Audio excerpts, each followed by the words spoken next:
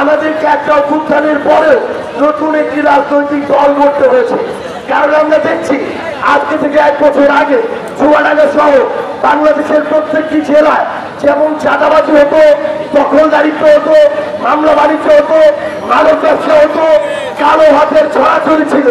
এখনো 1 বছর পরে আবারও চুয়াডাঙ্গা সহ বাংলাদেশের প্রত্যেকটি জায়গায় এই মাদক, চোরা কারবারি, চাঁদাবাজি, মামলা বাণিজ্য থেকে শুরু করে সকল প্রকার জনগণকে হয়রানি করার যে বিভিন্ন চক্রগুলো ছিল, সিন্ডিকেটগুলো ছিল, এখনো সেগুলো রয়েছে।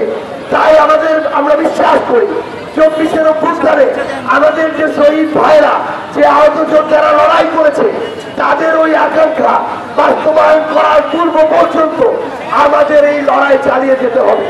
সেই লড়াইকে সামনে রেখে আপনাদের জেলা আমরা আজকে এসে উপস্থিত হয়েছি।